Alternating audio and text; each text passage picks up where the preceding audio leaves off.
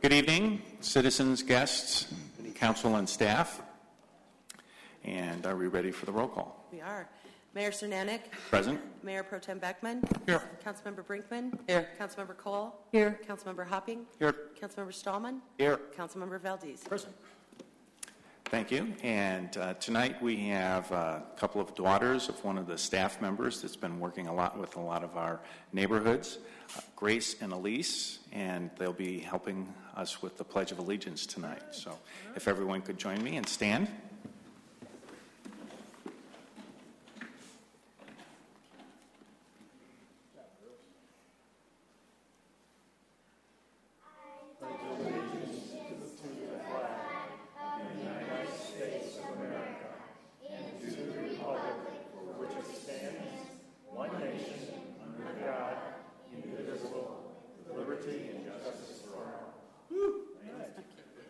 Well done.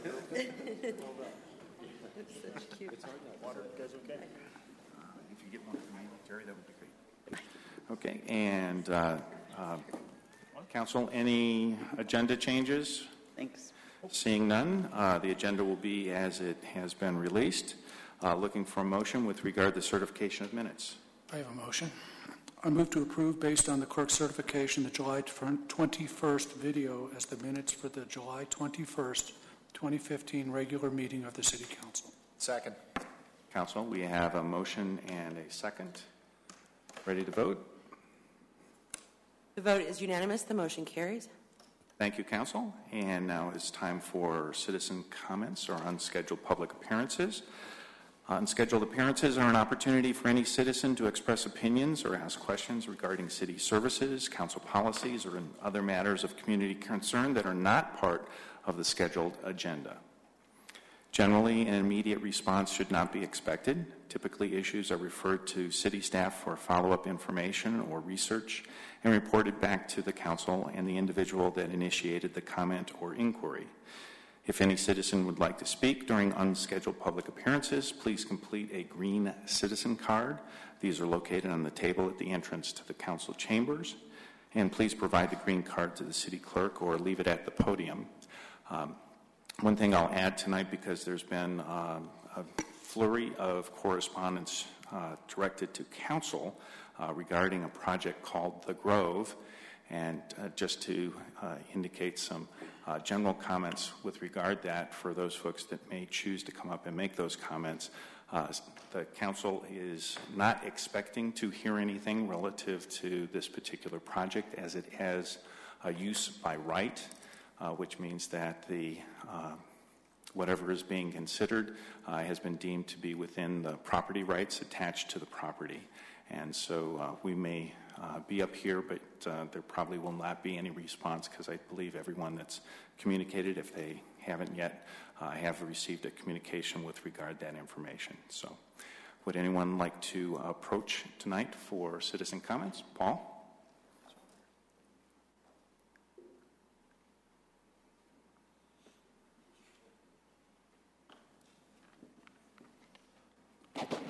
Good evening, Council.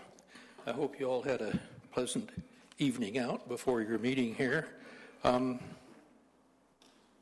There's a picture for you that I showed last week. We've seen this in September of 2013 about how big of a kludge this Grove thing is. It's even bigger than the Broadstone that you folks wisely voted down.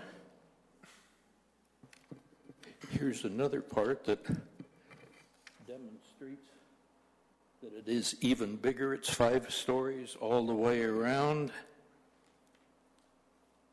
I think I won't show you this one. You know about that.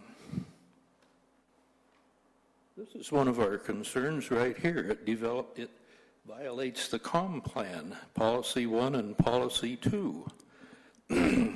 The traffic controls in internal residential and collector streets be maintained or improved to improve safety and prevent further decreases in speed and volume of traffic. Policy 2 emphasizes in the decision-making process be placed on the preservation of the neighborhood as a sound, desirable residential area. Another thing that it does not meet is the Littleton Boulevard study recommendations. The second one there, terminate the view from Alamo Boulevard looking east in an attractive way. This is certainly not going to do that.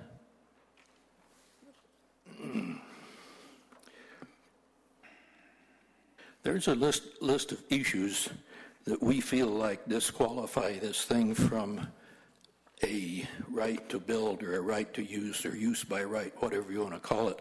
I am not going to read those to you, and I'm not going to give you this copy because Doug is going to go through this in a little bit. Nor that one. So what am I up here for? That's what I want, please. I would really like, there's a whole bunch of us that would like to see a staff report like we are used to having. We are used to looking at staff reports about a particular item that's going on, or some detailed explanation of how this Grove project is justified as a use by right with no public hearings. We have heard exactly nothing except this is a use by right. We would really, really like to see some justification for that, please. And I don't think that's too big of a thing to ask. Thank you.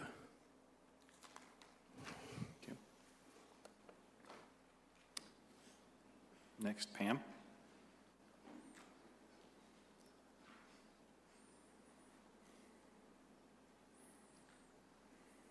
Good evening, Council. First, I just want to quickly mention that last week's Littleton Independent, page 3 above the fold, has an article about Jim DuBose.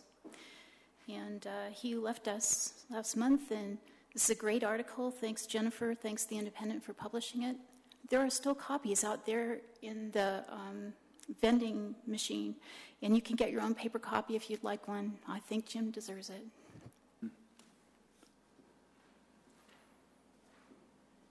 So hit pause and report compliance on the Grove Site Development Plan.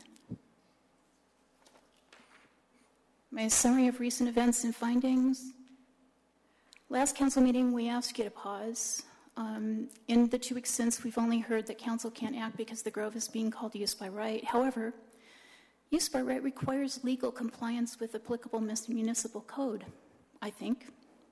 And tonight we see many aspects of the Grove Site Development Plan do not conform to municipal code. Therefore, the Grove SDP does not meet requirements for use by right.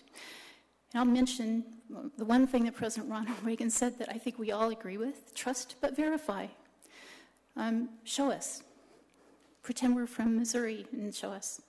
So it also doesn't comply with the guidelines for the Sheriff's Building site or the Littleton Boulevard Corridor Plan. The SDB design would dwarf historic downtown. It doesn't fit with Bemis or Stern Park neighborhoods, and traffic and pedestrian passage would be worsened. Just the opposite of what we want. So what we ask is City Council, City Manager, form of government, when staff products don't seem to meet expectations, especially if they don't meet city regulations in Muni Code, then we citizens look to you, City Council, to work with the City Manager to fix the problems, and therefore, I ask you, City Council, please work with the City Manager to have staff produce a staff report on the site development plan for the Grove, or reveal it if it doesn't exist. I think it should exist for a project of this magnitude, and it will be public. It will contain a thorough and complete listing of all the applicable code paragraphs. It will contain an assessment of the compliance of the Grove SDP with each portion of the reference code, including specific numerical and quantitative matches or mismatches. And it will contain an assessment and listing of the compliances or non-compliances with the Sheriff's Building site guidelines and Littleton Boulevard Corridor Plan. And then review that report in a public study session, and let's hear staff recommendations of what to do, which seems to me work with the developer owners to submit a compliant proposal. And I suggest we be positive, as the mayor has urged us often to do. Fulfill your duties as council members.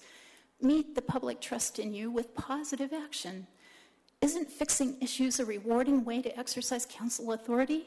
If I were up there, I would love this opportunity. And demonstrate cooperation and collaboration with the community. You know Broadwood was overwhelmingly unpopular for excellent reasons, and you supported that assessment 2 years ago. And it is valuable for 5 of the 7 of you who are up for re-election in 3 months. This is a great way to show that you're community-minded and you want to make sure the city follows its own rules. And you can contribute to the city's future, because the documents that we've made, Muni Code, the sheriff's site, the Littleton Boulevard Quarter Plan are not obstacles, they are tools, and we know you love tools, to support the growth of a coherent, distinctive, and attractive city. I just want to mention our code says the approval criteria is that the staff shall approve if it meets, if the SDP, this is approval for the SDP, meets what's stated in Chapter 4. And you'll hear many instances of where it doesn't meet that. The staff cannot approve this SDP. Show us why. Thank you, Pam. Thank you.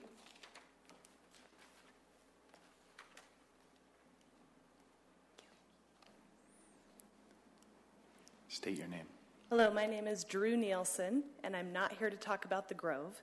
I am a criminal defense lawyer, and I was coming to talk about what some of your citizens just talked about, which is a dialogue. I'm here to offer praise, which we criminal defense lawyers very rarely do, to Ryan Thompson, who is a mediator with the City of Littleton. And I had the pleasure of having a client who was involved in that process. And I have to say the program and Ryan were wonderful and accomplished just what is happening here today, which is a dialogue, which we often don't see in criminal defense or in the court system because of the statutes, because of regulations. Oftentimes, those accused and those who are the victims of a crime are not allowed to talk. And Ryan facilitated a wonderful dialogue that actually made a difference. I've been a criminal defense lawyer for about 20 years, sad to say. And Started when you were 4, that's right? And I just haven't seen this in my career, an opportunity for people to come together and work on their issues. It was really amazing. Both my client, who is a junior high school student in Littleton, and her parents, who are very nice community members here in Littleton, had the opportunity through Ryan to facilitate a dialogue and work on their issues within the criminal system, but also kind of apart for it, where it was a safe environment for them to talk about what led them to this point. And I just want to commend you all for funding that, because we don't see a difference very often. We go in, we battle in courts, and the people that are actually involved don't see a resolution. But we saw resolutions with families in Littleton, and I appreciate it so much. So I just wanted to come in and say thank you for having Ryan Thompson. It made a huge difference to actual people. And as a side note, Tricia McCarthy, who was the prosecutor in the case, I don't give praise to prosecutors, but she was involved, spent the time to make sure that people were having their voices heard, and I appreciate it. I've never done this before, and thank you, City of Littleton, for making a difference in people's lives. Thank you. Thank you for your comments. Drew? Next.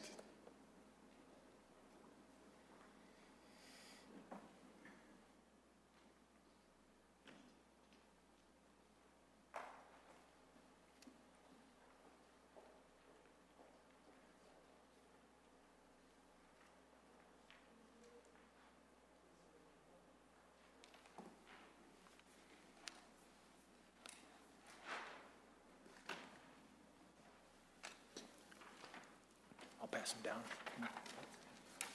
Thank you.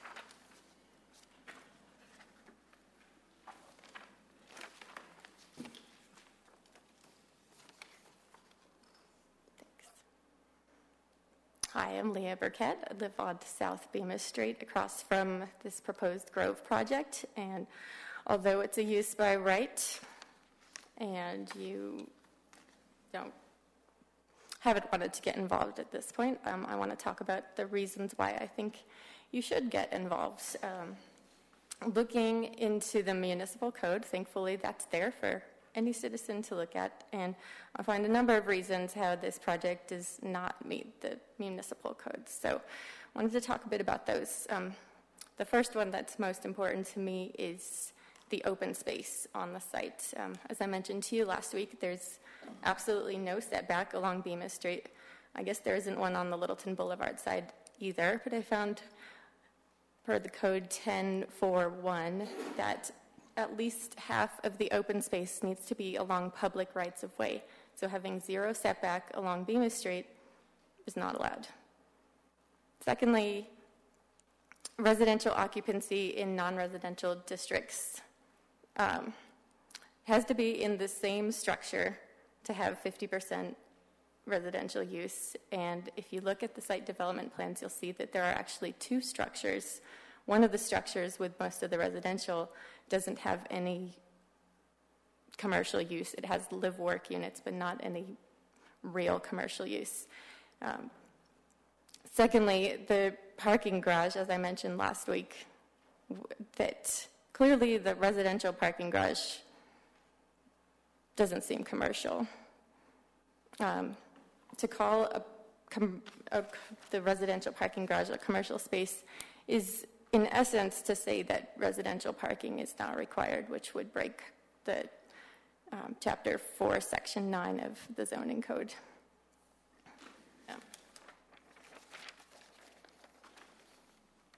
Finally, site development plan guidelines have to be followed, and part of those is to mitigate adverse effects for the neighborhood,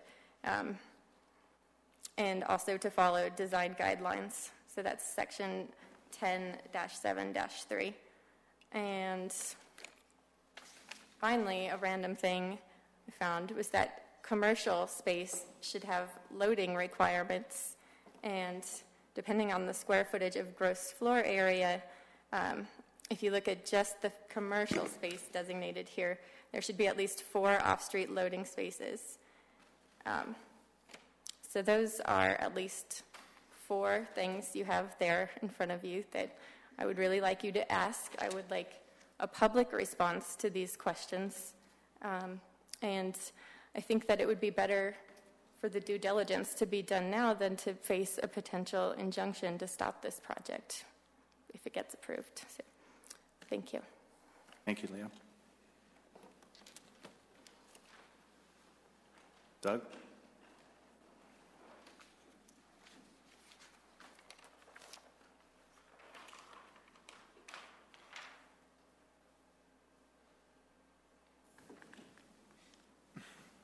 Doug Clark, Houston Waring. It's an amazing thing when a project comes up for rezone. In a public hearing, the rezoning is denied and the project goes ahead just as if it had passed. Broadstone, at the corner of Bemis and Littleton Boulevard, is essentially the same project as the Grove, which this is a drawing from this final site development plan. Both are 5-story apartment complexes with commercial space and a 5-story parking garage.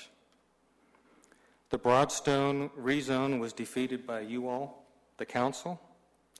The Grove project marches forward just as if the rezone had been passed, even though the project occupies the same land, and part of that land is not zoned for the project. At the southeast corner of the project is a parcel that's zoned R3. R3 is classified as single-family residential. That does not allow business or commercial use, yet this project utilizes that property without a rezone. And the way it manages to do that is by simply declaring on the drawing that the parcel is not a project, when in fact you can clearly see that the parcel is part of the project, and that parcel is this.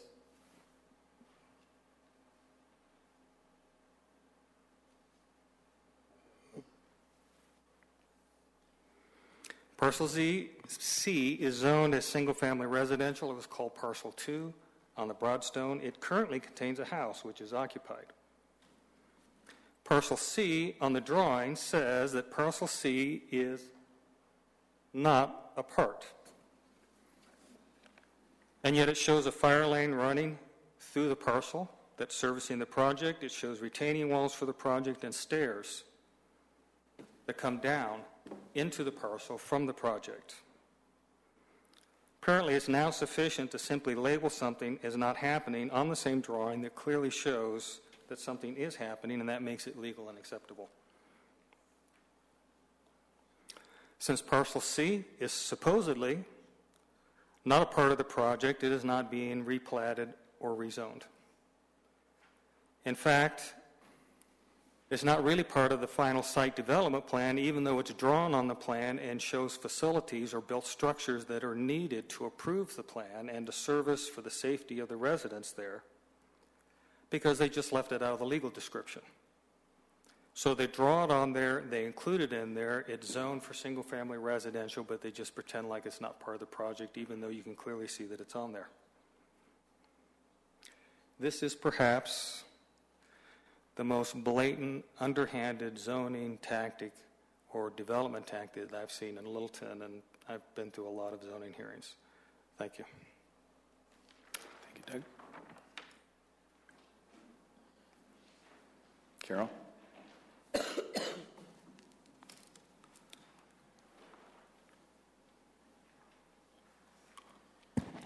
I'm Carol Breezak. I live in the 4th District. A week ago yesterday, on July 27th, I attended a Arapahoe County Board of County Commissioners meeting where Michael Penny, our city manager, was addressing the board on urban renewal increment. Here are a few of the comments that I heard at the meeting. Michael Penny said there were 2 reasons why Littleton decided to use urban renewal. 1, we did not have a good sense of deferred maintenance in Littleton, and 2, for economic development. He said it was never about conditions or agricultural land. We needed to know what our internal asset needs were.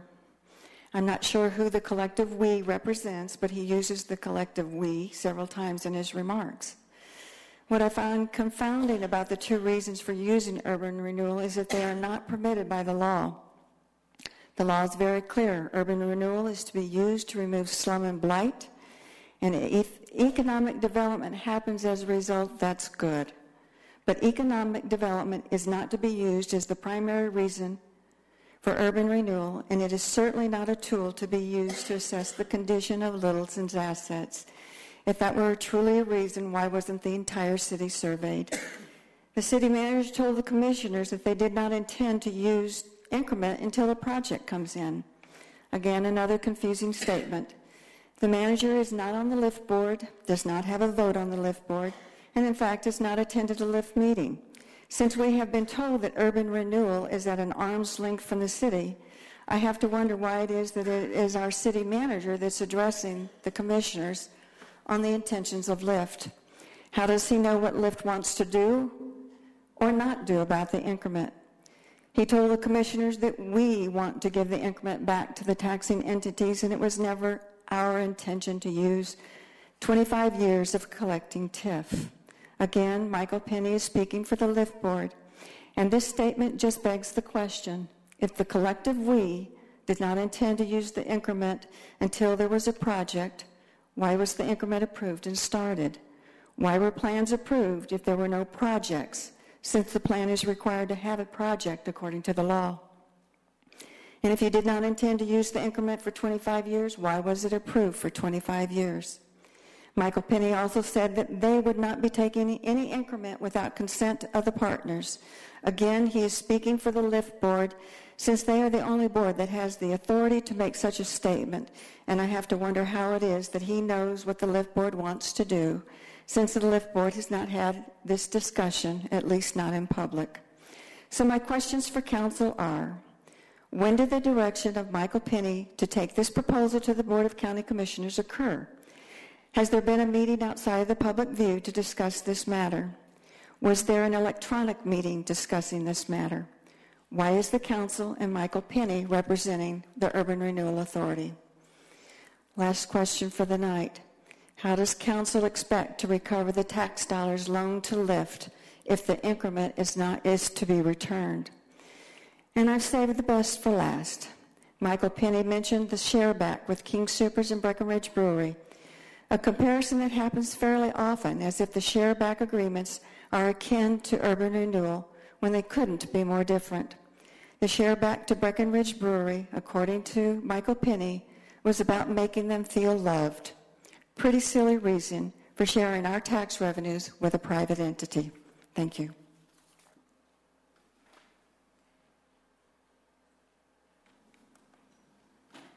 Kent?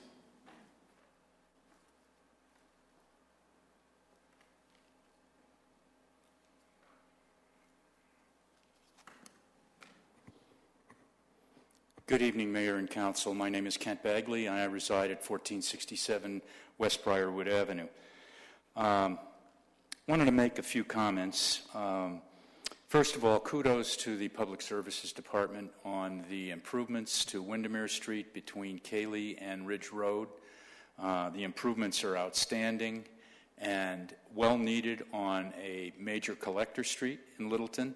I have never seen these kinds of improvements on a collector street in the time that I have lived in Littleton, which is now 21 years. So thanks to city management for that. I think it really demonstrates that when you have a capital improvement plan and you set aside money to do major improvements, that this is the kind of thing that you can get. A further statement of support, I was here previously, and I wanted to say that the activities of the Charter Review Committee, which were conducted last year, have really been outstanding, and the work by a very diverse group of citizens, of which I was one, appointed by Councilmember Stallman. I wanted to say thank you again for appointing us to do the work, which I know you're discussing tonight. I'm not going to get into the issues there. I wanted to have a few comments because of my background in commercial real estate and development in reference to the Grove project. I happen to be familiar with, I have never been paid by or had any kind of transaction with the Grove developer, but I am well aware of his existing projects throughout the metropolitan area, and I think that you will be pleased when you see this development come to fruition, and the issue of a use by right, which is really critical to understand, which the mayor has done a nice job of very simply stating. As a former chair of the Littleton Planning Board about 7 years ago, two issues that come to my mind and my experience over time. When somebody talks about injunctions, they have legal implications. And one of the major legal implications when we get into injunctions and that sort of thing is the whole issue of a taking. And you know all about takings. That's not where we want to go on something like this. And I'm sure that many of the people that have testified here tonight and previously testified have never visited any of the projects that this developer has done. These are all Class A projects. And the definition on the part of the staff that this is a use by right, from my reading of the code, I would heartily agree with that. And I wish that not only the members of the council, but other members of the community would visit some of these projects. I know that's one of the things that I did as a board member, and also my activities, when I say board, I mean the planning board, and also my activities involved with the commercial real estate activities that I participated in. So thank you very much. Thank you, Ken. Anyone else? Norm?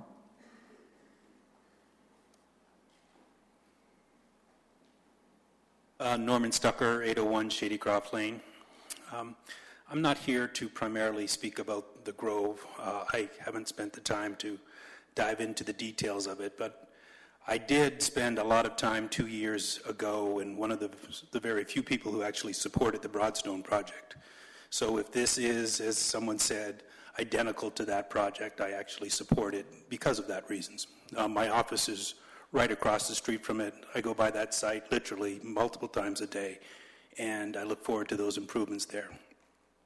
What I am here to speak of is the wonderful, successful event that we had here in our city Saturday evening, the Criterion. I saw Councilmember Cole, Councilmember Brinkman, the others. You may have been there. I didn't see you because there were so many people there. I think it was a tremendous event, tremendous for our city. My 20-year-old daughter, who's leaving me next month to go to school out of state, said this was her best event that she's been to in downtown Littleton, and she's been to many events. So I'll finish my remarks by saying I appreciate the city's competency in putting on an event of that nature, and if the city determines that this project is a use by right, I feel very confident in saying that the Grove will be as successful as the Criterion will be as well. Thank you. Thank you, Norm. Anyone else? Pat?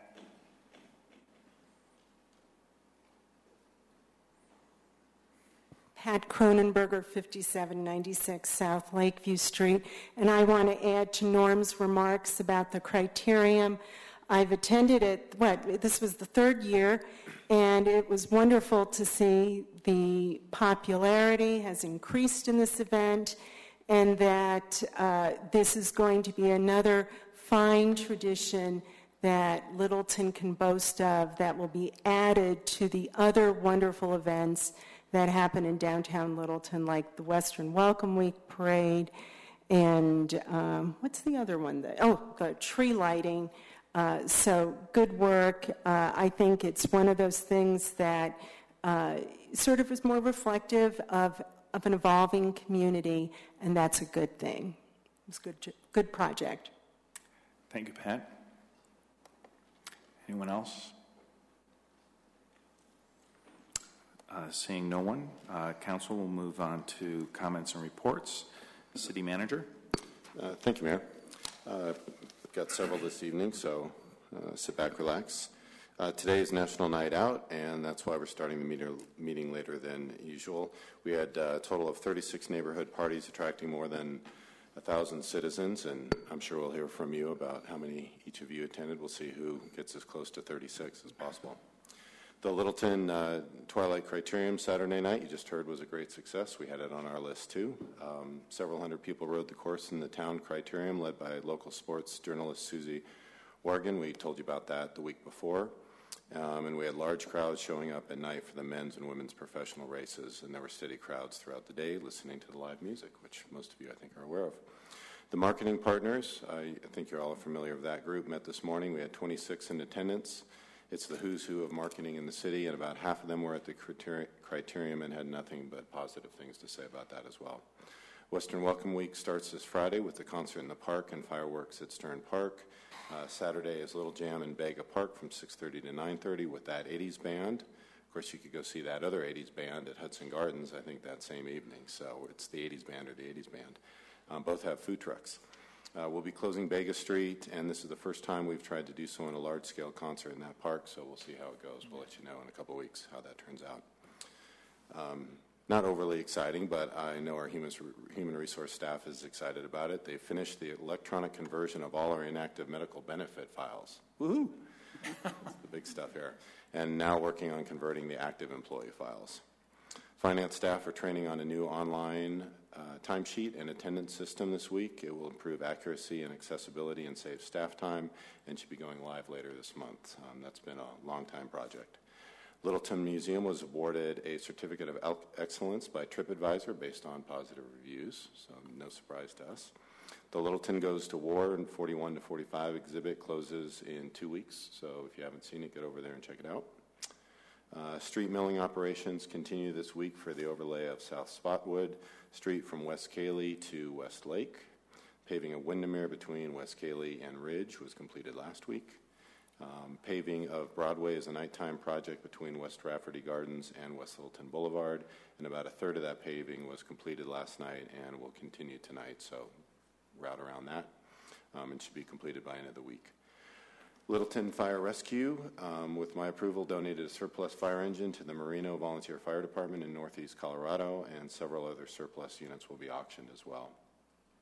The new electric vehicle charging station should be up and running soon at the Littleton Center property in the parking lot of Crestline and Rio Grande, so that's pretty cool. I'm sure if you guys have gone to other municipal areas and even private parking lots, commercial parking lots, you're starting to see charging stations going on. We are in the process of signing up a contract with Green Play that's going to be doing our Parks and Rec Master Plan. We had our meeting with South Suburban staff the other day, and it went very well. We had received 4 bids on that. These guys are the low bid, substantially low bid. South Suburban is very excited to partner on this. It will start in mid-September, and I believe it's between a 6 and a 9-month process for that. Most of the other communities within South Suburban have done that over the many years. As you know, this is an opportunity for our community to speak of our desire around parks and recreation, and then we'll work in conjunction with South Suburban to see where that fits within their plan and what action we want to take in the future around that. Kelly Nardi, our Public Information Officer, our Communications Director, is pursuing her Certified Public Communicator credential certificate over the next 12 months. She's going to be writing a strategic communications plan as part of that as well, so we're excited to see her pursue that. On a couple of the comments that we heard this evening, let me speak a little bit to the Grove. So we do, from a staff perspective, and reviewed by the city attorney, as we've been telling most everyone, believe that it is a use by right. We do have a new community development director, Jocelyn Mills, who's sitting happily behind me. And we are still in that review process, and so there aren't documents yet. We are planning a press release providing a level of information on that, and then part of what Jocelyn is going to do, which we don't normally do, but because of the questions and concerns that have been raised over this, and part of her own review process, because it's going to be her signature on this, and we want to make sure that she's comfortable with it, which is why it's been taking some additional time, is she's going to be writing up an additional explanation of where it meets, and in conjunction with our city attorney, where and how it meets the use by right criteria, and why it is not going through a more public process. So that information will be released to the council and to the public as soon as we're done with the review. But there's nothing out there right now because we're still in the review process. I've had some individual conversations with several of you as I hear about what the status is on this, and so I just ask that everybody takes a deep breath until Jocelyn's able to complete that process and get that document crafted.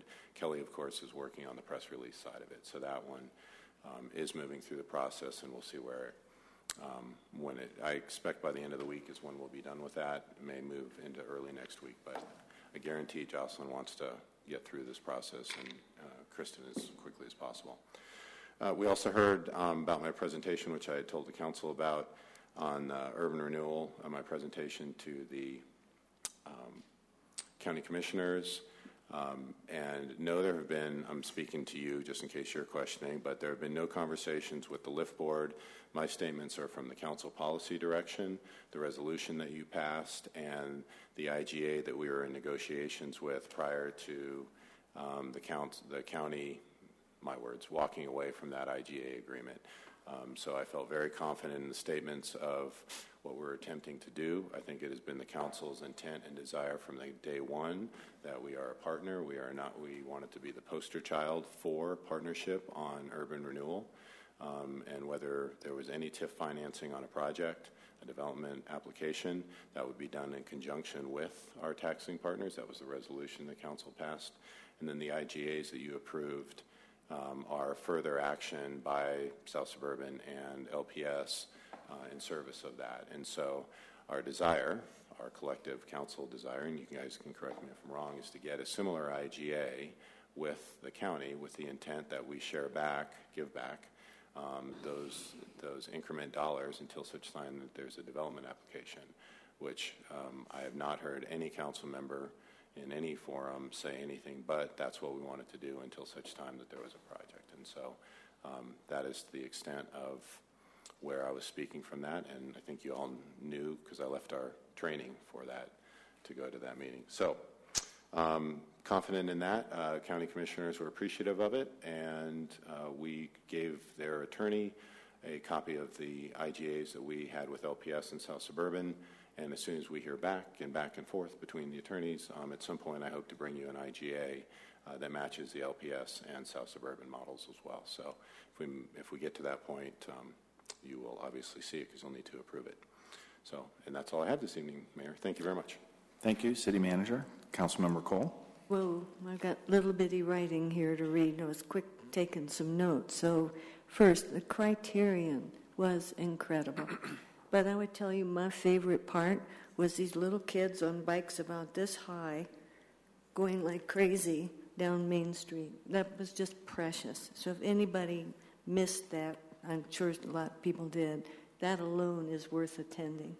Then the citizens who weren't racing but just rode through on their classy bikes, including somebody's husband, really fun too. Just the joy of the biking people. It's just wonderful, and such incredible job done by the pedal folks, in my view, putting this, helping facilitate all this. Tonight, I wanted to go to about 15 parties, and I wound up only getting to 3 because they were too fun to leave. So for all the rest of you that I didn't get to visit, I'm sorry, but I hope yours were as wonderful as the ones that I got to visit. Third, I really appreciated the training that council had last week, really super. I wish more citizens could have observed. I know they didn't get to sit in, but just seeing that, because it's my understanding that a very prominent citizen who was there thought indeed it was super. This was nothing clandestine as some people I thought might have had in their minds. It was really good, and I'm looking forward to our applying what we learned there. It was helping us see the importance of defining the problem clearly before we do anything, because if we don't define it right, we might try to fix the wrong problem. So really important. And then fourth, I'm not quite sure how you can do this, but given the issues that were raised tonight about the Grove, if there's a way that you can put a response to us, just so we have it in our own brains sorted out, I would very much appreciate that. Thank you. Councilmember Stallman. Thank you. I attended 4 National Night Out parties, so one-upping. Yeah, yours weren't as good, I guess. Yeah, you got to 4. I had to hang longer, yeah, exactly. But the good news is 4, but they were 1 in each district, so I felt pretty good about that. So, yeah, really spreading it out nice. And likewise, I agree with Councilmember Cole. Kudos to Councilmember Shenanick and Brinkman, and then certainly staff for putting the training out. I think I was only able to attend the second day, but the information I got was very comprehensive. It was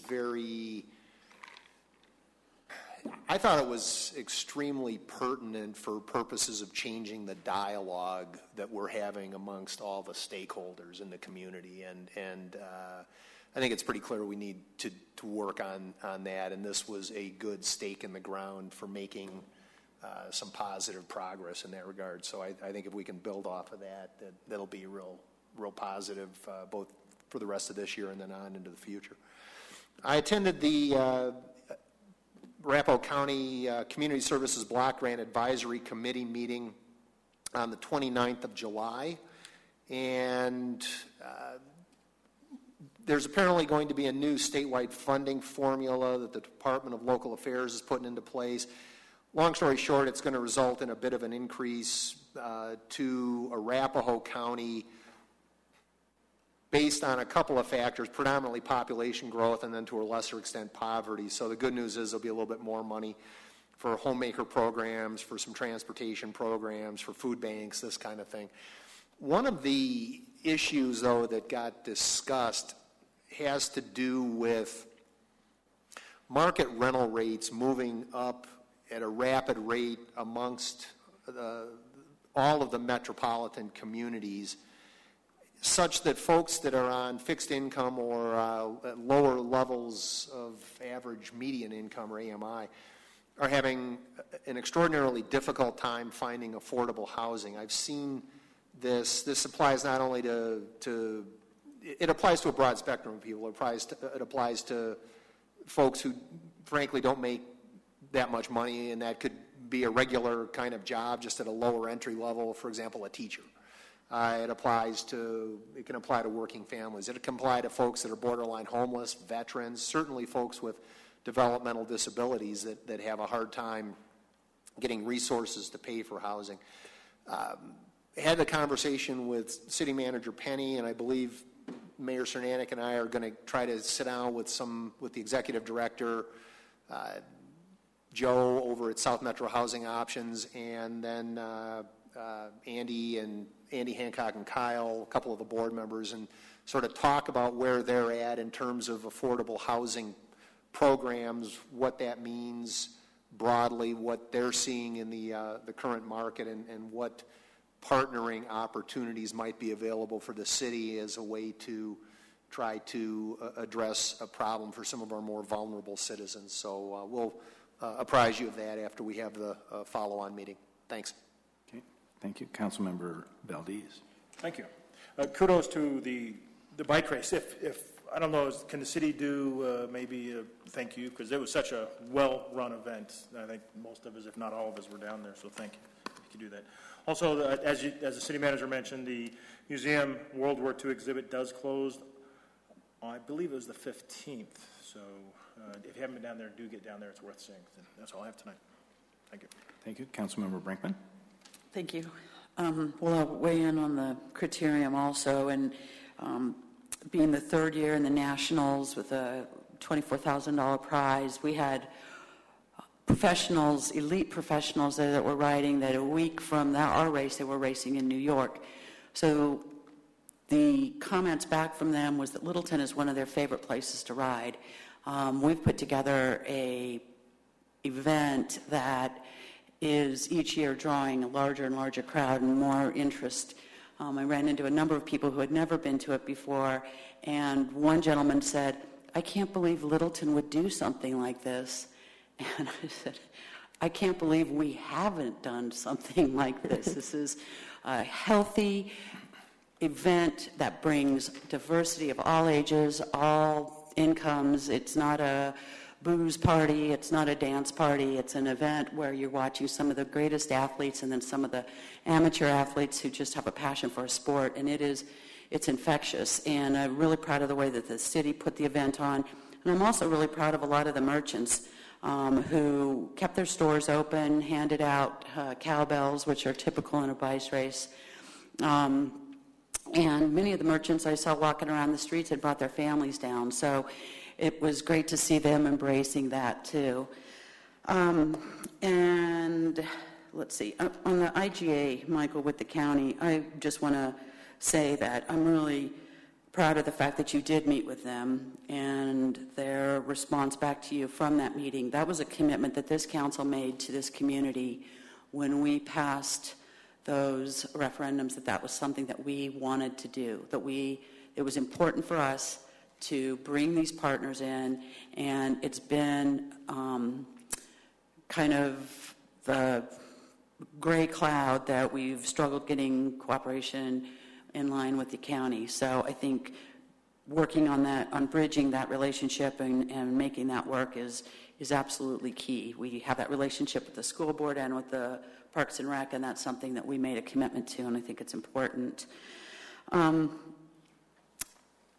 I wanted to mention, and I had forgotten to mention this last time, if you get a chance to get down to Riverside Downs and take a look at what our $1 million, little under $1 million is doing, it is really turning it out. And it is, I think they'll probably be done in about a month, but it is absolutely gorgeous. And it is attracting so much attention from people on the trail that they just are anxious to see this finished, as we all are. But it is really, really looking good, and actually I think it's probably going to turn out better than we had imagined. So it should be done in hopefully a month, as long as the weather cooperates, and under budget, which is great.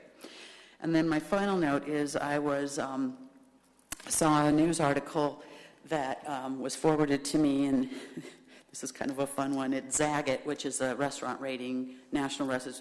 Big deal, you get Zagat ratings, you're wonderful. And they went through and they did the top 12 beer gardens in the Denver metropolitan area. And I'm proud to say that Littleton has 3 of them. All right. Breckenridge Brewery, St. Patrick's, and the Pint Room. And I want to bring that up because I think what's so awesome about that is they're all along the river. And this was a commitment that we had made to make that a environment where businesses were attracted to it, citizens were attracted to it, with the intention of appreciating the beauty and the pristineness of that river that we've spent so much time and money and effort to protect. So it's working, and it's now being recognized on a national level. So good job to everybody on that one. That's it. Councilmember Hopping. So I'd like to follow up on Mark Barron's report about the mediation program that has been committed, and we had some testimony on it earlier. We have 4 neighborhood programs, and I went to a national night out thing tonight, or party. It's not a thing, it's actually a party. But it was over at Riverside, and they were all excited to hear about these 4 programs, which essentially consist of 2 different grant programs, from anything from a neighborhood party to get people together and enhance communications to the grant programs. They have there are 2 levels of that.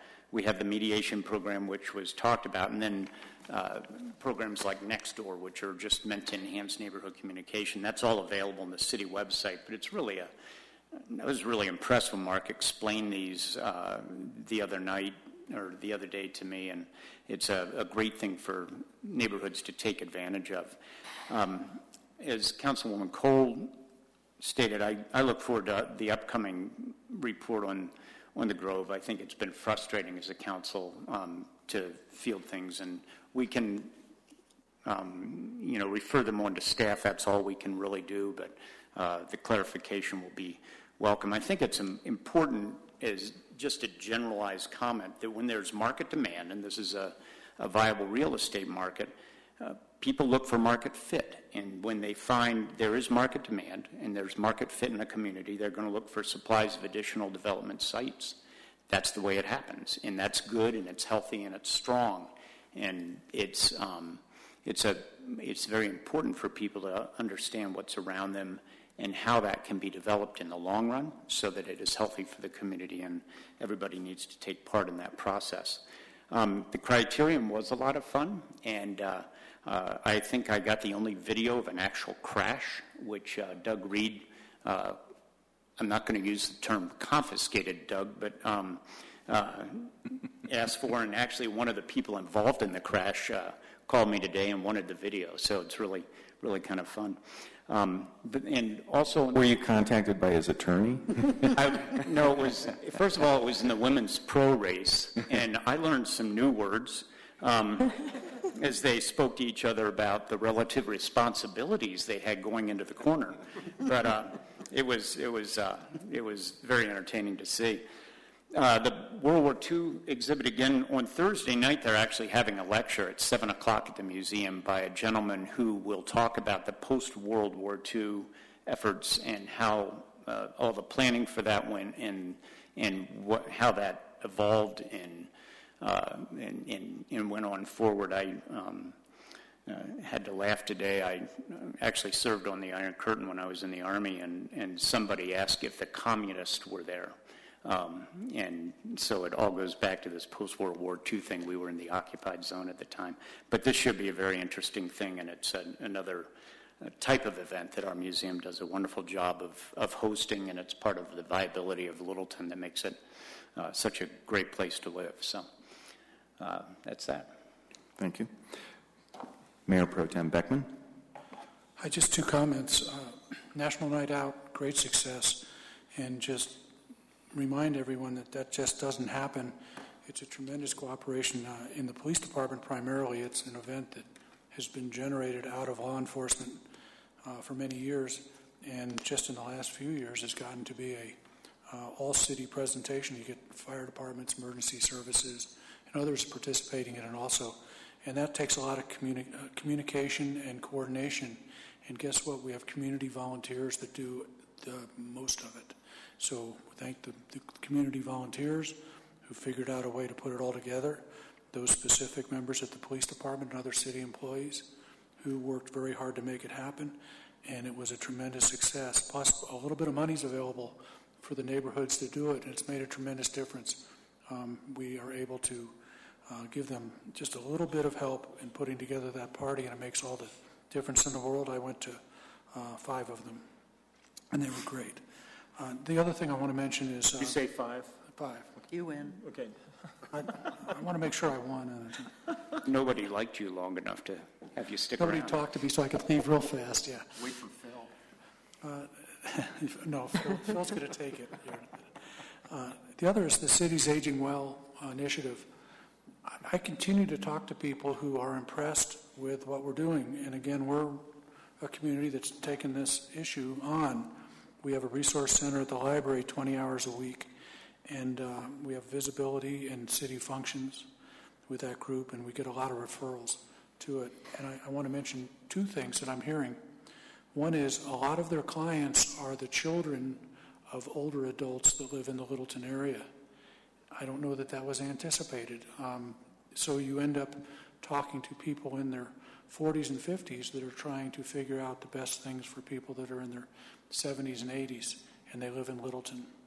And so that is from phone calls, people dropping through, visiting, not necessarily folks that live in the city, but whose parents do.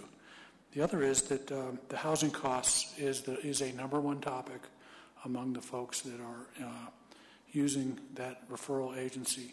So that one is the one that's rising to the top right now. Thank you. Thank you. 9. I knew it. Nobody likes you. I had a chance to start early. In District 3, they were staggered in times, and if we get out of here soon enough, I might get to 10. So, and thanks to the police particularly, and they're sharing the schedule so that we can actually show up and have conversations with folks. On the Twilight Criterium, a couple of things as far as numbers. There were nearly 400 participants as far as bicyclists across the 6 events during the day, and they came from across the country this time because it was part of the national crit. Not only did they move on to New York, but what was nice is over the particular events, possibly because of our altitude advantage, Colorado had more than our fair share of podium folks present. And for those of you that might have been watching the men's elite event, Drew Christopher, which was the guy in the black and white that was trying to have a breakaway but was caught in the last few laps. Drew actually grew up in Littleton, Colorado, so hometown boy. And he was the one who won the men's elite event last year. So 2 complaints, though, that I heard about the criterium. One was from the tower announcer for the race. He was continually distracted by the BMX and the band events and was having a hard time paying attention to just the race. And so I think that might have been a good thing from some side. And then during the citizen lap that we had an opportunity, or some of us had an opportunity along with Jim Cole to ride in, I was met up by someone from the state, president of the State Bicycle Association, and he wanted to know what happened to the bump in the course idea that was possibly to go around the courthouse. So he brought that up. With regard Western Welcome Week, as well as the Criterium, these are 2 big events during our summer months, and with a lot of things that happen around the city with our boards and commissions, And in addition to National Night Out, these things wouldn't happen without folks volunteering their time. And I do want to say thanks to those, and certainly thanks to the city staff that was involved, but Bill Nagel, particularly with regard to the Twilight Criterium, who is the part owner of Petal of Littleton. I do want to give him a shout out as to the time and grief, as well as smoothness to which the volunteers were assigned, and microphones or radios were provided so that communication could occur around the course, because no one has a full view around the course, and so that's something that's very important. As far as items otherwise to be aware of at the Metro Mayor's Caucus tomorrow, in addition to having some discussion about the water plan for the state, the landlord support for affordable housing is going to be part of the discussion that we have, and so pay attention to that. I've shared some of the information with the city manager as to what we may or may not want to be placing into our own budget for consideration. And then with the DRCOG meeting that's tomorrow, this is going to be an interesting discussion because it's getting back to some of the nuts and bolts of Dr. Cog's organization, which actually has three elements to its charge. One is the Metropolitan Planning Organization, which doles out federal grants with regard to transportation dollars, the Area Agency on Aging, which doles out grants relative to senior support services, and then also the Regional Planning Organization, for which Dr. Cog doesn't have a responsibility for execution of every item within the scope of that, but does have the responsibility for pulling that together. And on occasion, folks might imagine when you have a three-headed beast, sometimes we get tangled up in our underwear, and we'll see how tomorrow's discussion goes, so stay tuned on that. Last Thursday, I had the fun opportunity of participating in Comic-Con at the Bemis Library, and for folks that aren't aware, we had youth bands out in front, and some of these bands, I was surprised when I did talk with them, actually have scheduled gigs coming up at Herman's Hideaway. So if you didn't have a chance to catch them in front of the Littleton Library, stay tuned for that. And then to follow up on Councilmember Stallman's mention about getting together with South Metro housing options, part of the reason why we haven't had some of that sooner is they've just completed their strategic planning discussion, and so that will become part of that. And then my one question is, now that the river is not yet fully down to its seasonal flow level, but getting closer to that, and some of the restoration is becoming exposed, I would put that. It would be good to maybe have the opportunity to hear a little bit about what's the status of that. But it was interesting to see that the Denver police finally got in to take 5 of the vehicles that are now available for sale. Slightly down. You may not see that in the report. So, did you want to comment? I would tell you that real quick, and we can get you more detail, but there was about $1.4 million worth of damage due to the floodwaters, if you will. Most of that is plantings that were washed away. So urban drainage and the city are working on it, and we may get some state funding relief as well. So we'll keep you updated on that, but Mike's been working on that. Okay. So we'll get more to you. And to Councilmember Cole, if you're looking for a fun event to observe with youngins involved, the stick horse race on Sunday morning, this coming Sunday morning at Arapahoe Community College will certainly be a hoot, so hope to see you there. So can I say one more thing as my council comments based on what was said? I'm not talking for or against the citizens' issues that they raised tonight, but I didn't hear them saying they oppose something that would thrive on that on the sheriff's property, or whatever we want to call it. I heard them raising questions about code stuff, and so I at least want us to have that clear. That's what they're asking to look at. And that's what Jocelyn's putting together. Yeah. So is going from a use by right. What is the community development staff looking at from a use by right? What's the definition of what that is? What's the condition that you have to meet in B2? And then those major criteria components that keep it within that category. So that's exactly it. It's not a value judgment about whether it's a good project or a bad project. Well, or even the use by right, it's what use by right with the code pieces that are sub-part of that. I think the details we can probably discuss when the report comes out, but anyway. I think that the city manager and the community development director are aware. But I think that's important to understand, so thank you. Okay. Thank you, Council, for your reports. Next up is consent agenda. Consent agenda items can be adopted by simple motion. All ordinances must be read by title prior to a vote on the motion, and any consent agenda item may be removed at the request of a council member. Tonight we have consent agenda items 7A through 7F. Item 7A is Ordinance 82-2015, which is an ordinance on first reading approving the Fifth Amendment to lease between City of Littleton and Wells Fargo Bank National Association. Consent agenda item 7B is Ordinance 35-2015.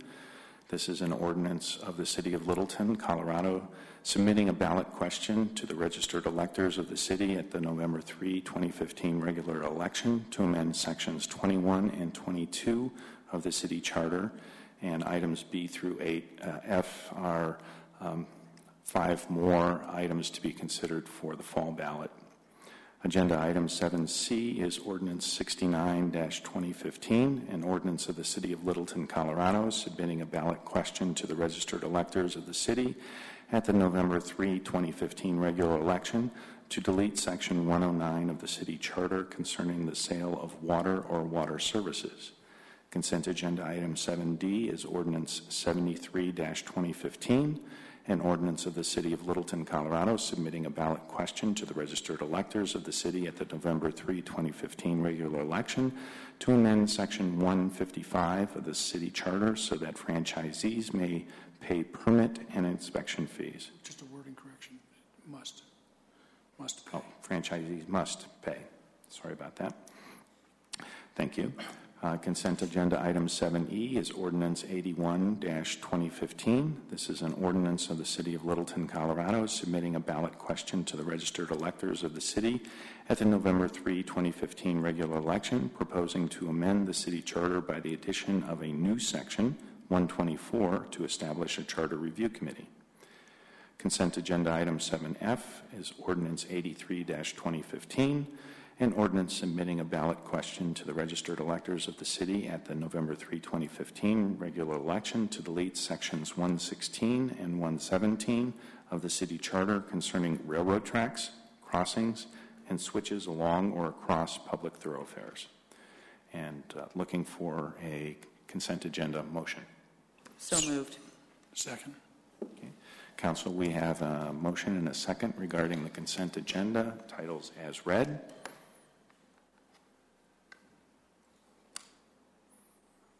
The vote is 7 in favor. The motion carries unanimously. Thank you, Council.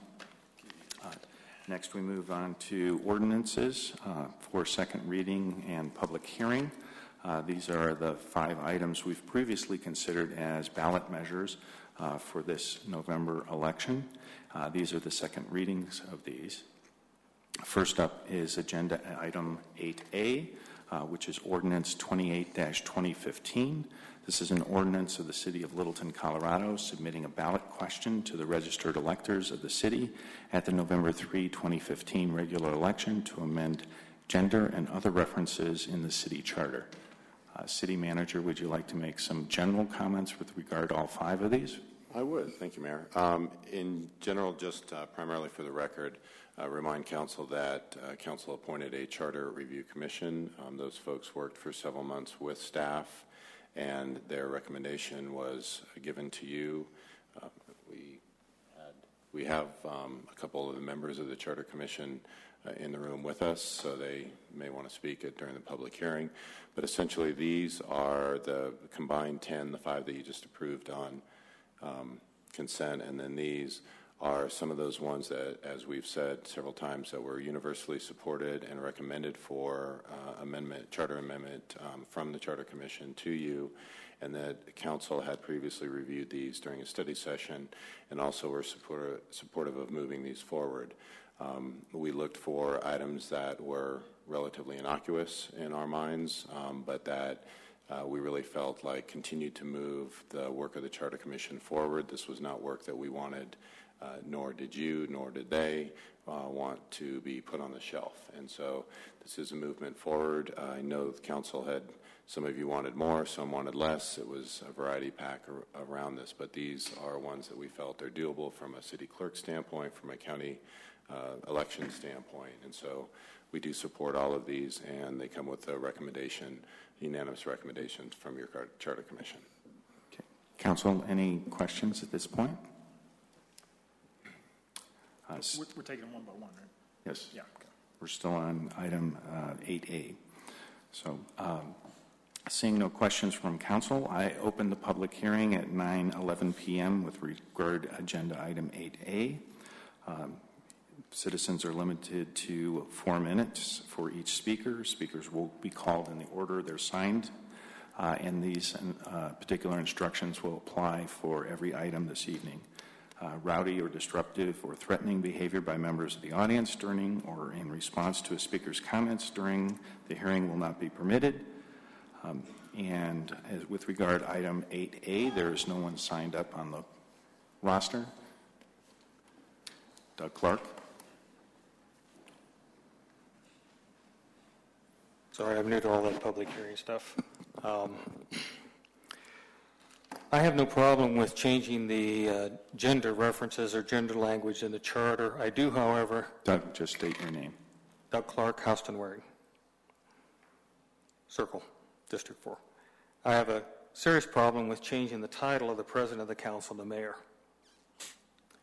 The President of the Council is elected by the Council as the first official action of a new council when it sits after election. The President of the Council serves at the pleasure of the council and can be replaced by the council at each time. The President of the Council is not elected by the citizens.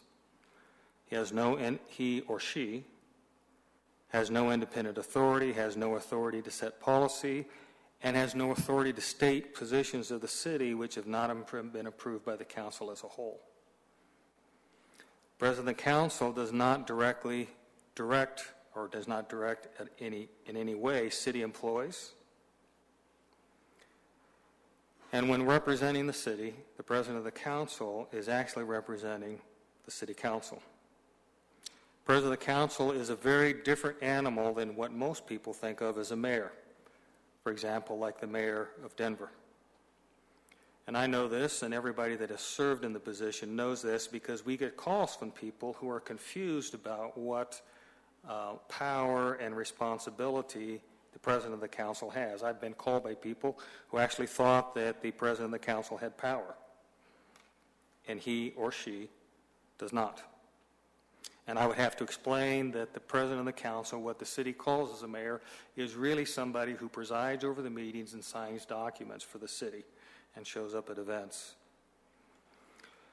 My opinion, changing the title of the position in the charter will only lead to more confusion, not less confusion from the citizens. We have this specific form of government. We have a city manager, city council form of government.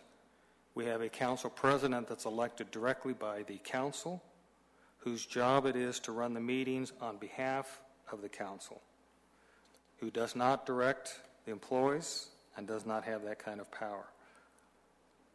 Now, it's too bad, I think, that this one ordinance mixes up the changing of gender languages with the change of the title of the President of the Council to Mayor, because I think that they are really two very different issues, and I will remind the Council that the Charter requires each ordinance to have a single topic.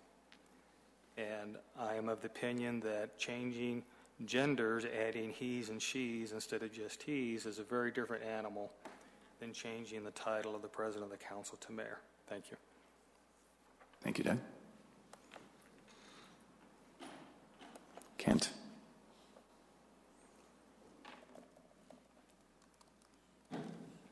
Mayor and members of council, I was going to speak on one of the other items, but my comments relate to all 5 of these. And the Charter Review Committee, I don't know whether it's a committee or a commission. It's a committee. I apologize for using commission. Committee, right? Committee. We got into discussions about all of the items that we presented to you.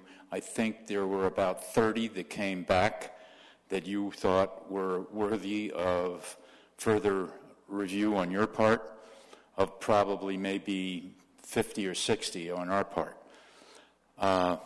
We did a tremendous amount of work on that, and I want to say that I am speaking for all 5 of these. I will not be speaking again. I think that the committee was very supportive. Again, it was a diverse committee, and I'd like to say that any discussion of the city and county of Denver in talking about a strong mayor form of government is totally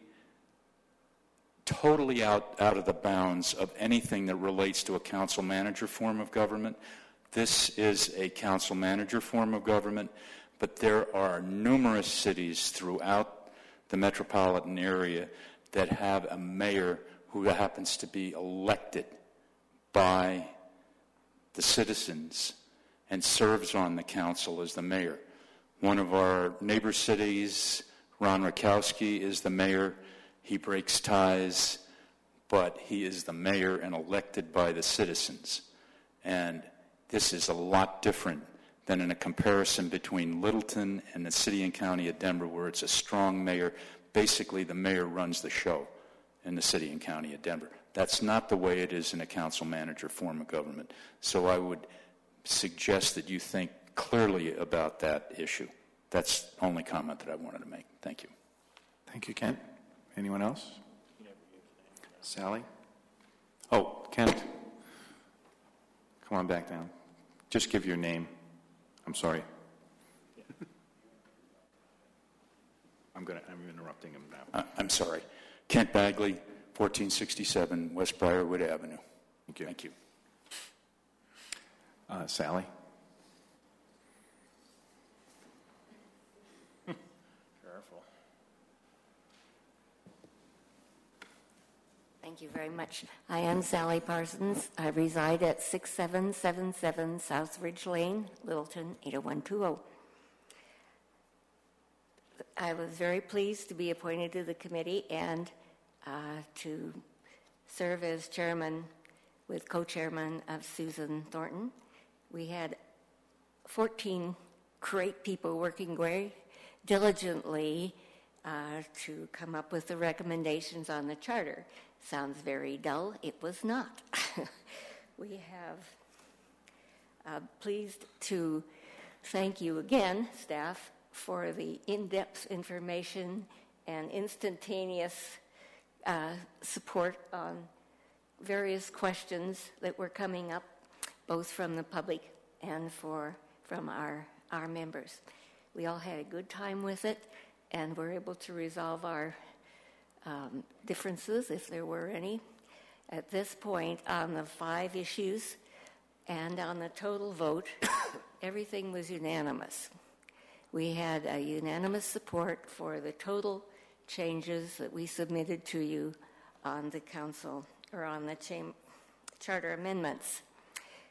These issues that you have presented, and I think the new ones too, come under administrative type things. As for the titles that we've been discussed, the council some years ago by resolution changed from president of council to mayor. At this point, we are including it in the charter, along with changing some department heads' titles to correspond with the professionals, departments that they're in, and for clarity of their responsibilities with those titles. it's kind of fun to look at the history that we came through. In 1890, Littleton was incorporated as a city. In 1959, we did adopt the city manager form of government and passed the charter. At that time, we had a population of 13,670. Now, 50 years later, we have a population of over 45,000. I think it's easy for us to reflect on these years and see that there have been a tremendous number of changes in professional responsibilities, in titles, in the services that our citizens require. Many of these we are addressing in the charter, and we agree with all of the amendments that we have read on first reading. They are pretty simple in the long run. We need to bring it up to date. It's an important document for the community. We obviously do not have a volunteer fire department. We do not have career services. These things are no longer pertinent to a modern city of our responsibilities and population. So thank you again for all of your help, and we had a good time. We are very pleased to see you moving forward on this. I think that the presentation you made on the describing what changes were made are quite clear. And if you want to read it another way, we have 2 or 3 graphic displays of how to read your charter. So thank you very much, and thank you for putting it on the ballot. It's costly. We want to make this worthwhile and certainly support the efforts of changing the city charter. Thank you. If you have any questions, I'm sure my other committee members would be glad to enter in too. We have, as you see, Kent Bagley and Stu Mayer are here too, representing the committee. Thank you. Thank you, Sally. Is there anyone else that wants to speak at this time?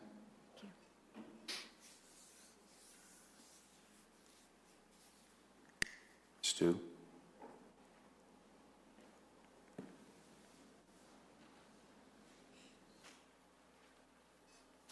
Stu Maher, 5645 South Crocker Street, Council District 2. A couple of years ago, we had a phone call to my home. My wife answered the phone, and she called me over, and she said,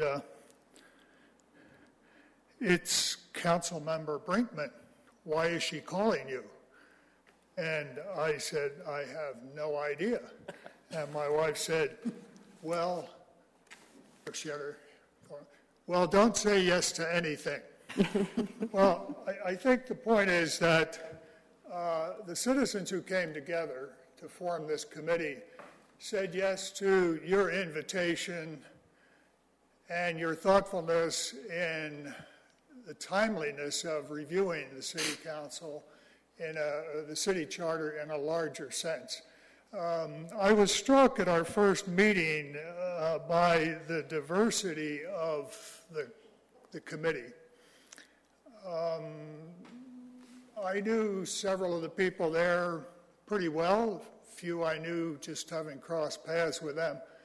But I dare say half of the people on the committee were strangers to me. And yet it became quite clear as we got into the business that you charged us with, that we really weren't strangers at all. We were all there for the same reason, because of our interest in the city, in response to your invitational leadership to step back and take a look at the hodgepodge approach that had been going on for many years, and to try to address some of the issues that were quite straightforward, needed to be cleaned up and just brought up to date. Some of the other issues involve some more discussion. The mayor nomination was a very interesting discussion. It was very thoughtful, purposeful, and in the final analysis, I think, again, we were all there because we said yes to Littleton's needs, not Denver or some other city. I wanted to thank you, myself, and on behalf of the other members of the committee for your invitation and your invitation to leadership to call on citizens to work with you to bring our city forward. So thank you, and I hope that all of you will seriously give us a yes on the recommendations that we brought forward to you, and give the citizens of Littleton an opportunity to say yes to these recommendations in the election in November. Thank you. Thank you, Stu. Anyone else? Seeing no one else, I close the public hearing at 9:26 p.m. for Agenda 8A. Council, any comments, discussion at this stage? Is this on all of them or? 8A. I'm sorry, fuzz brain here.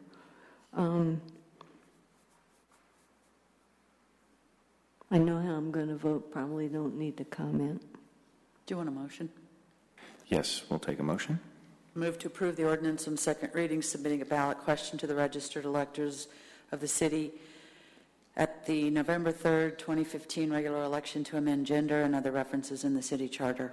Second. Okay, Council, we have a motion and a second. Council ready to vote? Okay. Do you want to discuss? No, I thought Councilman Cole did. Well, Do you want to discuss? well, I will comment. I think that does have more than one issue in that one, but I suspect you all don't agree, so. Any other comments? Okay. Council ready to vote? The vote is 6 in favor, with Councilmember Cole voting no. The motion carries 6-1. Thank you, Council. Agenda item 8B is Ordinance 30-2015. This is on second reading. It's an ordinance of the City of Littleton, Colorado, submitting a ballot question to the registered electors of the city at the November 3, 2015 regular election to amend Section 11 of the city charter. And I'm assuming no additional pre-comments.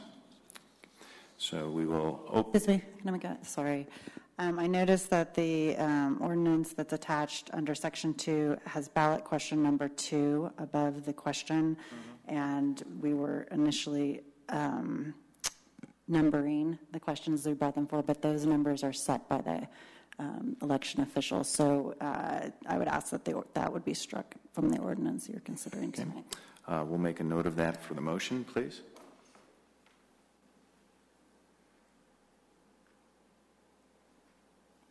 Any other comments? Seeing no comments at this point in time, I open the public hearing for agenda item 8B at 9:28 p.m. And as far as the roster, Sally, Stu, and Kent, you were all indicated on 8B, which was the SIT one that you signed. I'm presuming you've made your comments? Stu? Kent, would you? Okay. Thank you. So are there any other comments with regard 8B? Seeing none, Council, any comments, questions, or a motion? Make a motion. You need to close the public hearing. I closed the public hearing at 9:29 p.m. Thank you.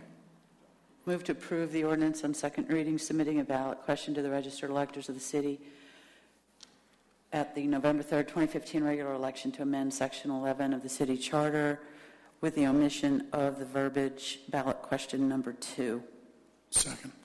Okay, Council, we have a motion and a second. Any comments?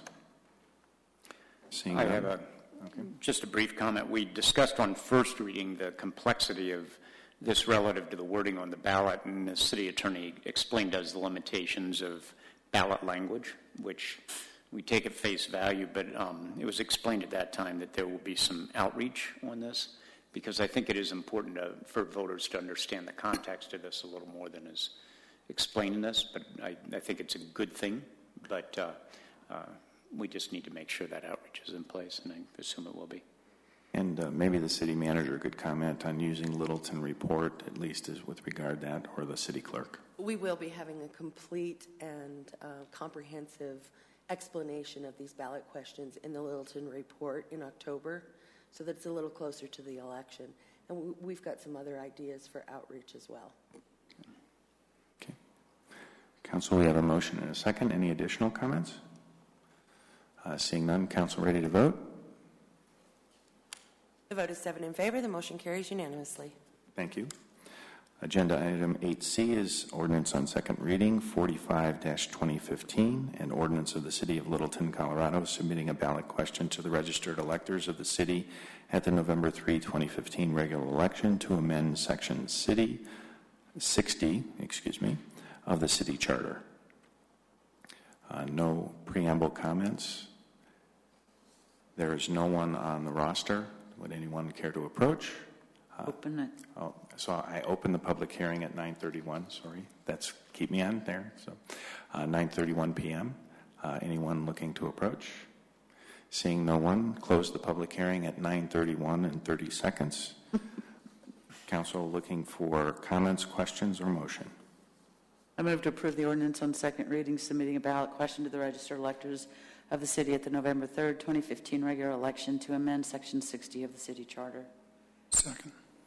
Council, we have a motion and a second. Any comments? Yeah, just one. The way what's presented to us is focusing on the sale and conveyance of open space.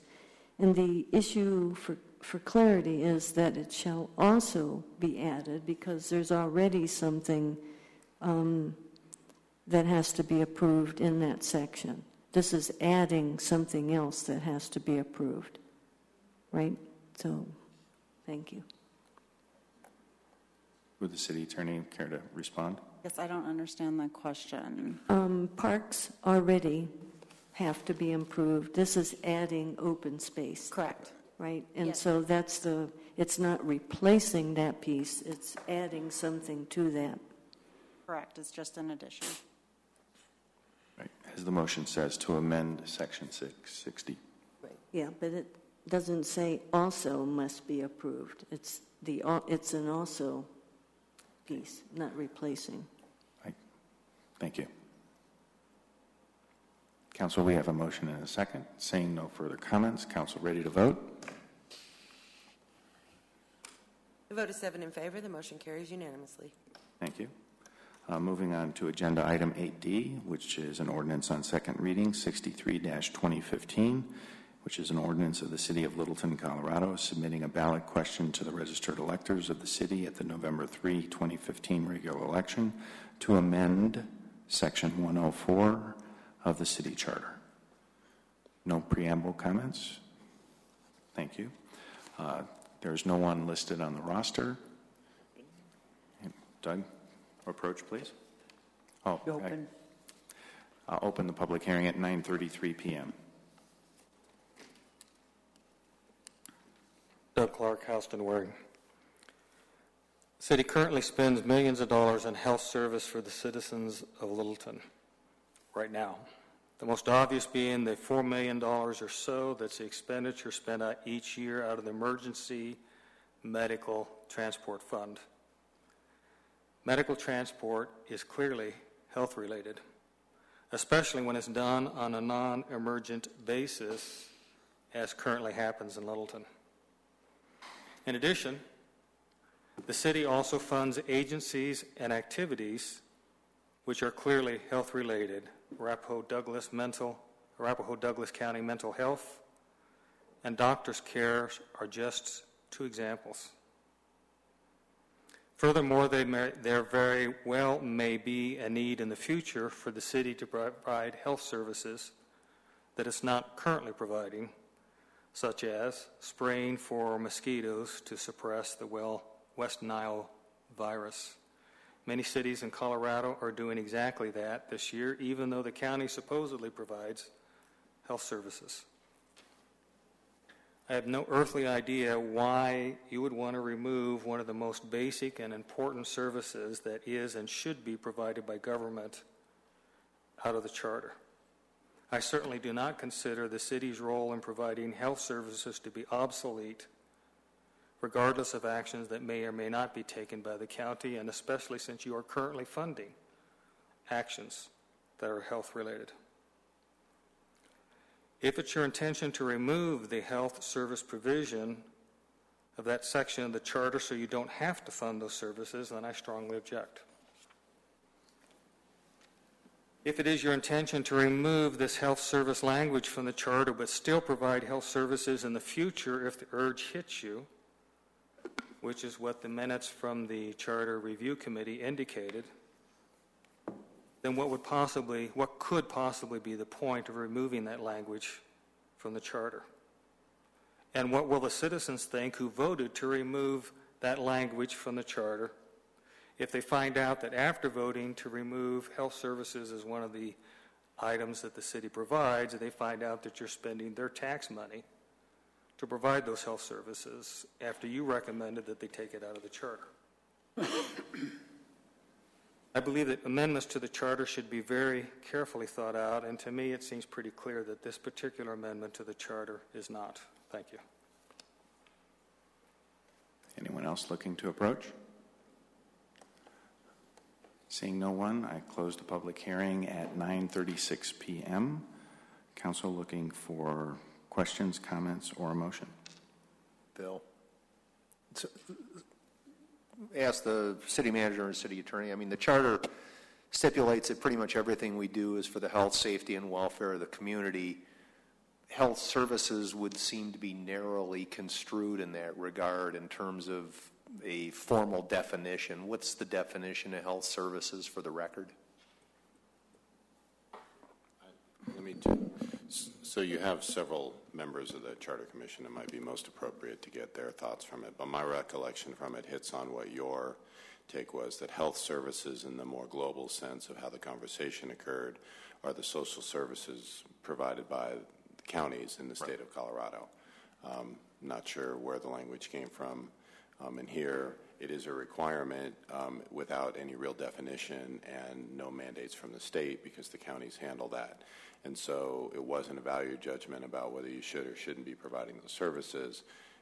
As I recall that conversation, and again, you can get confirmation from others in the room, but it was really about this capital H, capital S health services definition that is mandated to the counties, and to clarify that that was not the role of a municipality in the state of Colorado. Again, don't know how the language came to be, but that's my recollection of the recommendation for removal of that. Obviously, the council is, the citizen made the comment on can fund any services under the sun as long as the body supports that. So it wasn't, again, it wasn't a value judgment about services. It was that health services.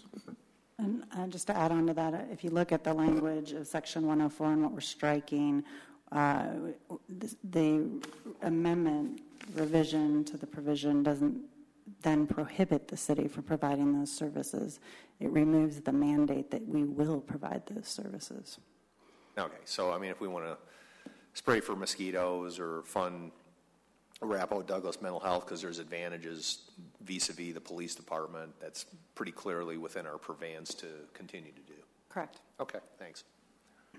I would read that also to say it does have the word requirement that the city provide health services. That doesn't preclude you doing it if you want to or feel it's appropriate. So, Councilmember Valdez. Yes, I was going to comment that it does not prevent the city from providing the services, but when I read Section 104, other than the first sentence where it said "and health," if that wasn't struck, it'd be easier for me to accept. The rest of it's fine because it's really just removing the volunteer fire department, since it's no longer a volunteer fire department. I'd be willing to leave in "and health" in the first sentence, and the rest stay the same. I'd hear your thoughts on that first.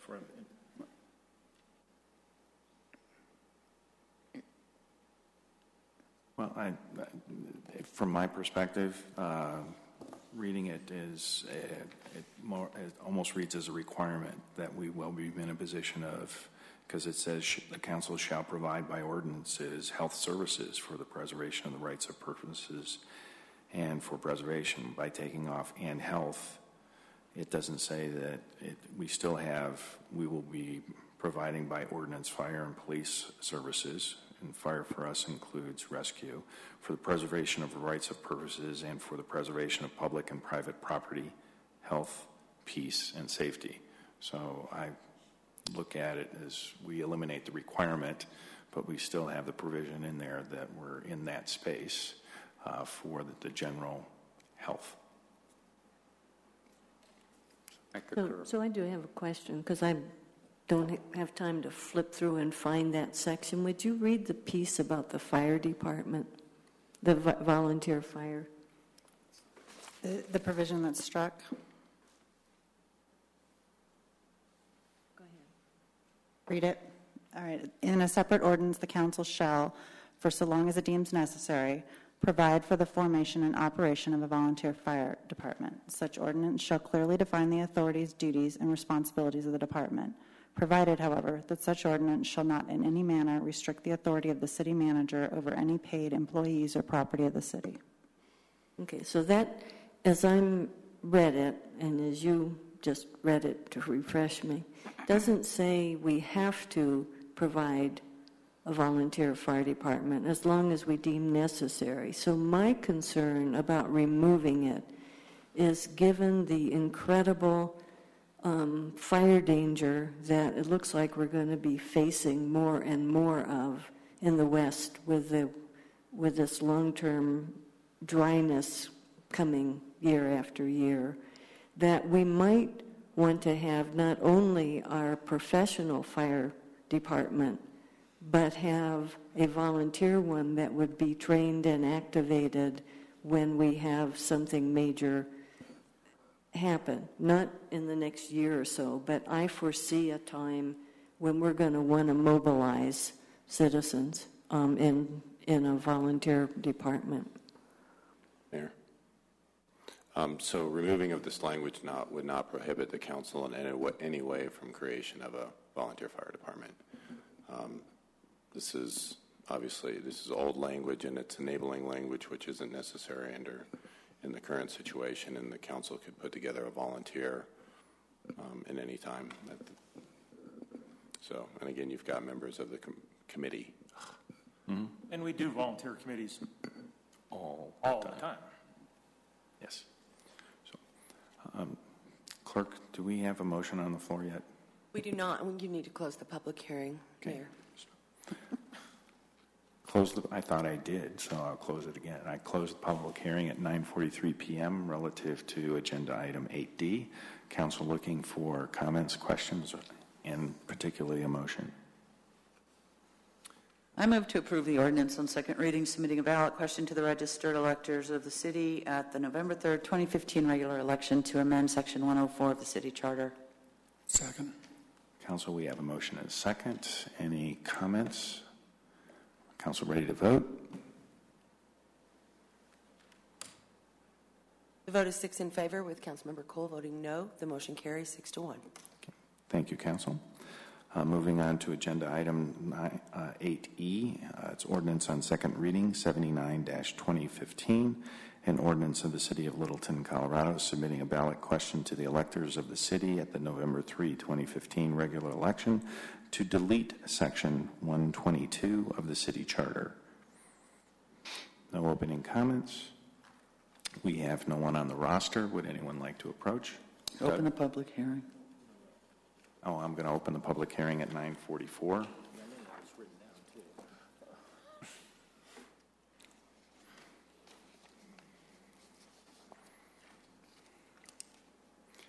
Doug Clark, Houston Waring. Article 20, Section 3 of the Colorado Constitution was amended by the voters through Referendum D in 2002. That section requires that fire, police, public works, and public utilities workers be included in any civil service regulations in the charter. The citizens of Colorado obviously thought it was important enough to amend that section of the Constitution and leave in this requirement in 2002. I assume that the employment law that supposedly makes this section obsolete didn't spring into being after 2002. The only place that civil service regulations are talked about in the charter is in this section 122 that you're going to delete. So if you're taking a section out of the charter addressing civil service regulations, which arguably was important enough for the citizens of the state of Colorado to leave in the charter, leave in the Constitution when they were amending it, even while the employment law being what it is.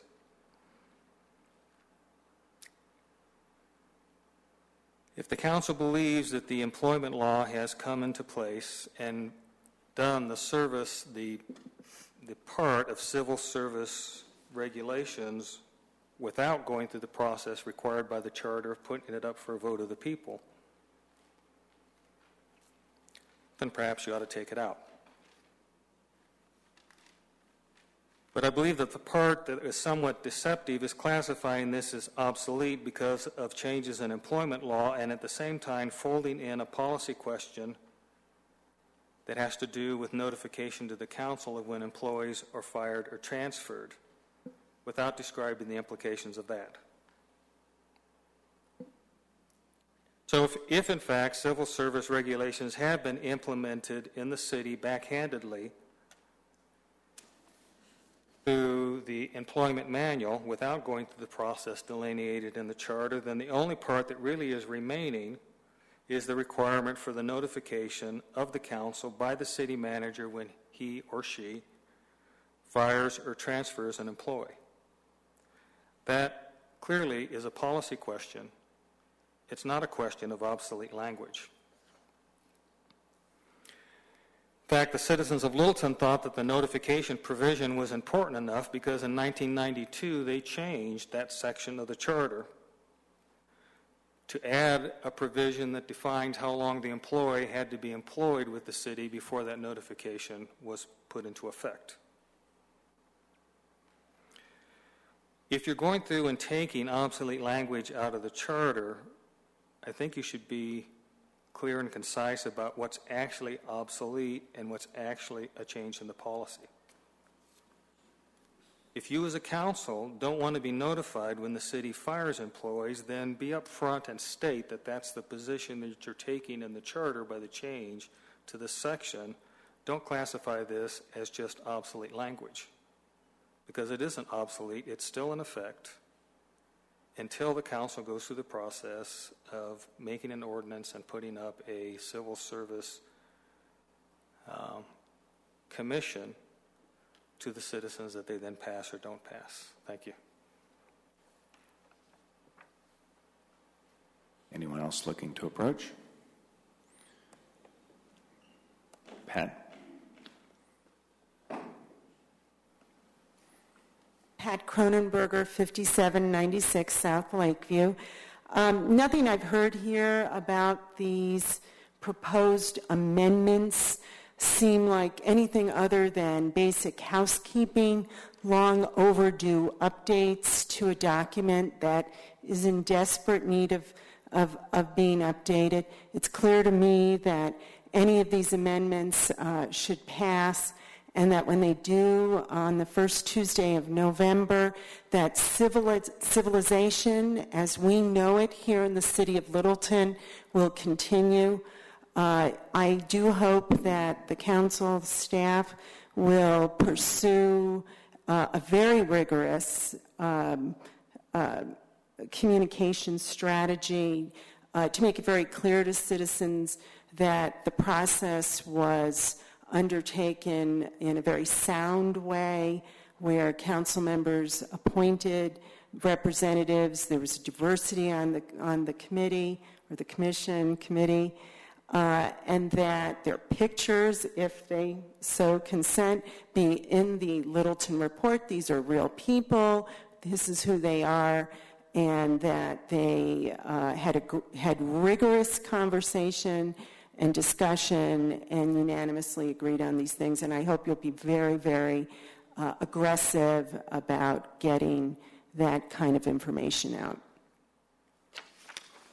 Thank you, Pat. And I'm presuming with those photos they can be photoshopped as well.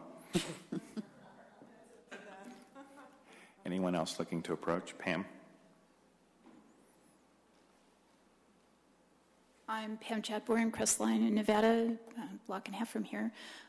Since that comment kind of addressed several of the amendments, I'll add that actually I went to several of those meetings. They were at 3 p.m. during the weekday for most people, I think on Wednesdays or something like that. They were not recorded, so the public cannot watch those conversations. We're not privy to them. We asked for that and were turned down. Although the Charter Committee members were willing to be recorded, Council said, well, we won't ask them to be. So I don't regard the process as clear and open as some people do. I do not want my city government to aggressively fight for these things in the things that taxpayers pay for. That's a conflict to me. So no, the voters should decide. And I don't see the same value in the process or the openness that Pat just mentioned. And as far as this particular issue, I don't see why you want to remove it. I think it's a good thing to let people know. So thanks for your consideration. Thank you. Anyone else? Seeing no one yet approaching, I close the public hearing at 9:51 p.m. I got it right this time. Thank you for the recognition. Council looking for comments, questions, and particularly a motion. Peggy? So, oh, sorry. Phil's running this show. I didn't think you saw. So I think as far as the committee, I think we all appointed folks that we trusted on to the committee, I think to each. We asked them to make recommendations. So this is something that we as city council members have reviewed, perhaps not as many hours as the committee did, but it is up to us. This is our responsibility to either say yay or nay. So this isn't something we're just taking and just rubber stamping it. So I know we've all have studied this to some degree. So that was my only comment. Okay, thank you. Other comments? Councilmember? Yeah, so I have a couple questions. In the staff analysis, it talks about employees that be terminated only for cause. So if I'm reading that correctly, that means if you decide you no longer need a smokestack cleaner, you can't fire that smokestack cleaner. Is that right? We would probably eliminate the position if that service is no longer needed as part of the position. Eliminate that FTE and those dollars associated with it, if that's what you're asking. Well, cause is for cause. Somebody steals gasoline, somebody violates a policy. It's a fairly in-depth process in termination of someone. but it still seems, technically, because we're looking at a legal document, that would seem that you would have to find a new job for this person. So that's just, in my head, that becomes an issue. But if we eliminate this, does everybody essentially become an at-will employee? No, this does not change our personnel policies at all.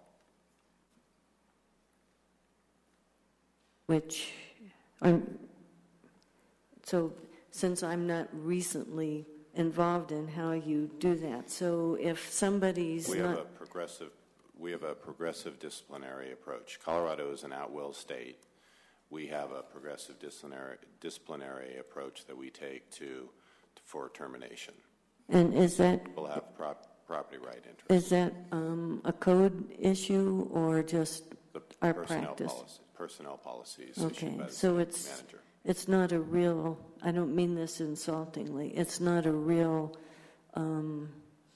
This, if I may, Councilman, this Charter Commission has no connection with the questions you're asking relative to the personnel manual. There's no correlation between these two. Okay, but what this is saying has implications for that, and that's what I'm trying to sort through, but thank you. Okay. Any other comments, questions, or Councilmember Stallman? Again, just to make sure it's out there, obviously if there's something in the state constitution, we're bound by it. So that's not going to be an issue. The interpretation of this basically suggests that we do have career civil servants, and given the nature of, as it was described, employment law, the conveyance of information in a public environment regarding human resource issues seems to be paradoxical to what we've experienced in terms of people suing for wrongful discharge, so forth and so on. So, I mean, essentially, we're getting rid of this because you can't do any of this. Well, again, you've got members of the committee that you could ask, but I think the